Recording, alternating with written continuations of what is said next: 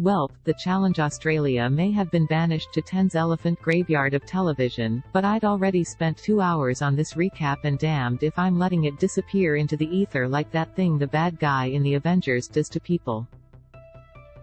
No, you will read this recap.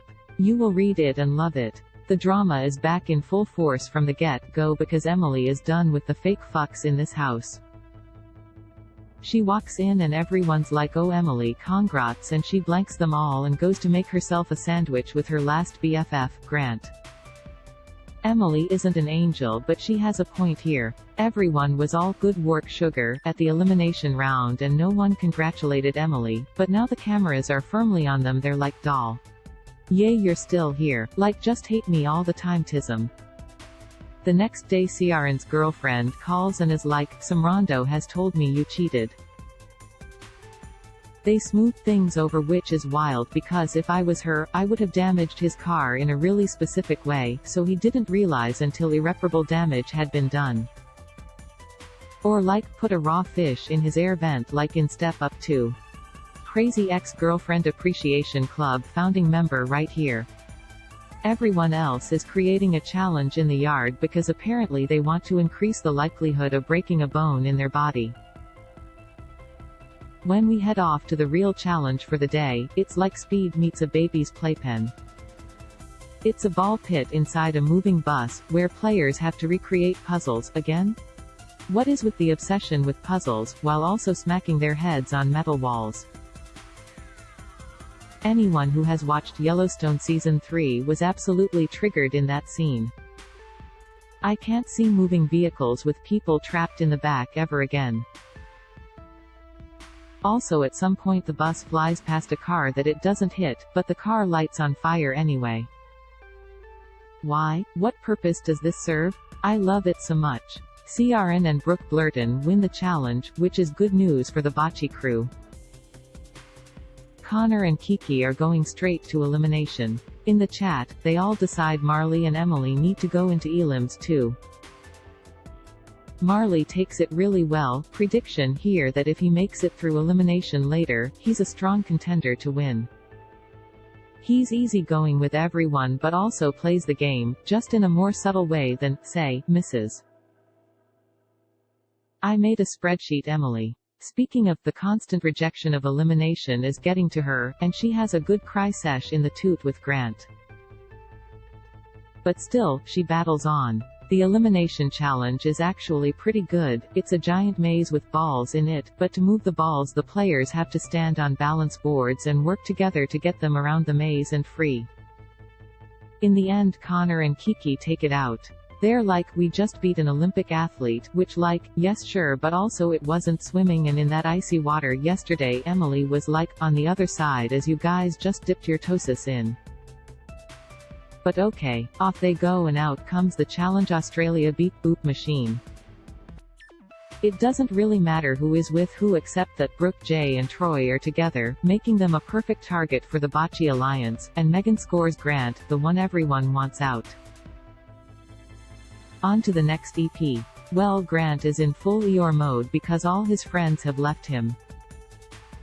Troy's like, "Well, this is the game." Which it is, but Grant is like, "Anyway, who cares because there's finally some fucking happening again." I feel like a seedy old dude with my obsession about the fucking, but come on, this show was sold to us as like a sexy Survivor, and so far it's just been Survivor. Except let's call it the Challenge Australia. Tonight though Megan and Konrad are getting it on in the bunk beds again, and then I died because Kiki and someone walk in mid-bang to be like, "Are you guys done yet? I wanna go to bed." The next day Brooke and Brooke, who are now calling themselves the Brooke Club, wonder why they haven't been targeted yet. Even though Brooke B is technically in the Bocce Alliance, she isn't now that the stakes are getting higher. She hasn't bonded as much with the rest of the gang, so she's kind of an outlier too. Basically those most at risk are Troy, Grant, Brooke and Brooke.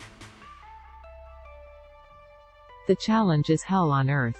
There's an ice bath. They also have to scurry around in the sand like a little mole to get under a blockade, and then, you guessed it, do another fucking puzzle. One player feels a hidden puzzle, the other looks at pieces, then they hop together into the ice bath to try and explain it all out, while also trying to think about how their bits are getting gangrenous.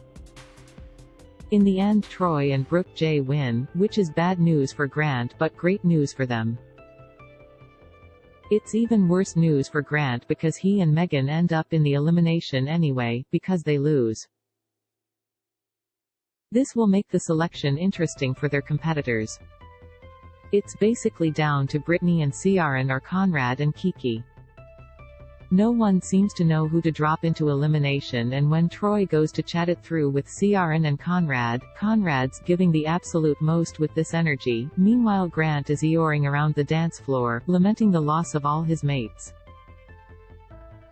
He calls his wife in the morning and she might be my new favorite person because she literally says, "Well, tough titties.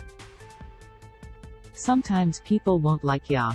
Can someone put that on a t-shirt for me please?" Anyway, Brooke and Troy pick Ciaran and Brittany for the elimination.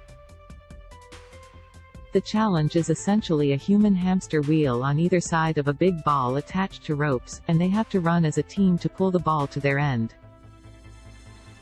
Honestly, whoever is making these games up is fucked in the head in the best way. Ciaran and Brittany work as a team, but Grant tells Megan to get the wheel going and then stop running, because he's apparently faster than her. From the sidelines, Konrad tells us he'd be sad to see Megan leave because it's nice having someone in the house to hang out with, and a small amount of vomit came out of my mouth here. Be intimate with. In the end, the dry humping is over for Konrad and Megan because she loses the challenge with Grant. Brooke's revenge face is everything, anyway sad about Megan, but this is a fitting episode set to finish recapping on since there will now be absolutely zero fucking and I was only here for the reality TV people boning in bunk beds. Hope you loved, pals. I'll be back for some other show down the track, I'm sure. Melissa Mason is a freelance writer, you can find her on Insta and TikTok.